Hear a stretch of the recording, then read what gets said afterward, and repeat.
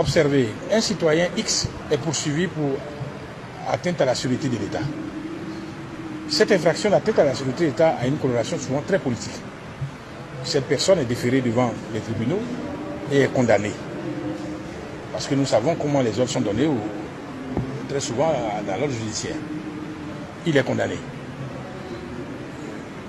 Moi, en tant que député ou bien membre d'un parti politique, à l'occasion d'une rencontre politique, j'émets une opinion pour dire que le motif n'était pas valable et qu'il ne pouvait pas conduire à une atteinte à la sûreté de l'État. L'opinion que j'aurais donnée serait contraire à l'opinion de l'autorité. L'autorité, entendez par là, le pouvoir, donc le parquet. À partir de là, parce que mon opinion a été dite de façon publique et qu'elle pourrait coaliser plusieurs autres personnes pour venir être d'accord avec mon opinion, je suis sous le coup d'une infraction que vise l'article 185.2 du Code pénal.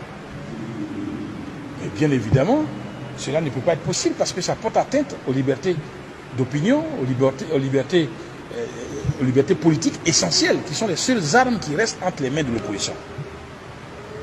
Alors le PDCI a décidé, après avoir analysé la proposition d'amendement qui avait été faite par le PPACI, qui nous demandait de sortir une réserve à cet article pour dire simplement que les questions d'opinion politique, syndicale, religieuse ou autres ne sont pas concernées par la prescription de l'article 185.2.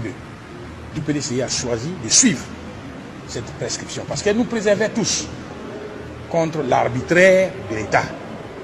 L'arbitraire de l'État. Bien évidemment, c'est assez malheureux pour ceux qui viennent de commencer peut-être à l'Assemblée nationale, bien que ceux qui encore ont l'ambition de venir y travailler comme députés.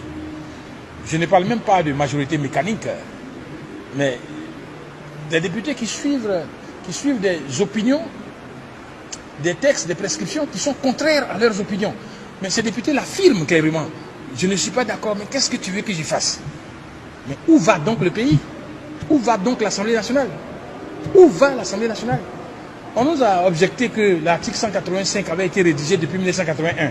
Mais en 1981, il n'y avait pas de multipartisme. Il y avait un unanimisme qui permettait une telle pratique. Maintenant que nous sommes tous d'accord et que s'exprime la soi-disant démocratie ivoirienne, mais attendez, ne muselez pas en venant créer subversivement des infractions qui seraient poursuivies contre les militants de l'opposition. Parce qu'une loi en légistique, lorsqu'on entend rédiger un texte, on fait en sorte de laisser le moins possible d'espace à l'interprétation pour que le juge n'aille pas de son opinion condamner qui il veut. Or, le texte qu'on nous a proposé permettait d'aller vers ces infractions, les droits politiques, pour venir les sanctionner. Le PDCI a dit non. Nous savons que la Côte d'Ivoire doit subir l'audit de ces textes, l'audit de ces engagements internationaux, très bientôt. Il lui était intéressant que l'ensemble des députés, il fait chorus pour que ces lois soient votées à l'unanimité. Mais avec de telles pratiques, le PDCI ne peut pas s'accorder avec des textes qui sont liberticides. Le texte de l'article 185, alinéa 2 qu'on nous a proposé, permet de sanctionner l'opposition, de sanctionner nos libertés de parole, nos libertés d'opinion. Et cela, le PDCI ne peut pas l'accepter. C'est pourquoi le PDCI, à l'unanimité de son groupe parlementaire, a décidé de voter non. Et nous avons voté non. Ils peuvent voter leur loi avec leur majorité mécanique. Mais la conviction est que nous défendons les libertés, et nous restons très libres en conscience par rapport à ces libertés-là. C'est cela que nous devons dire.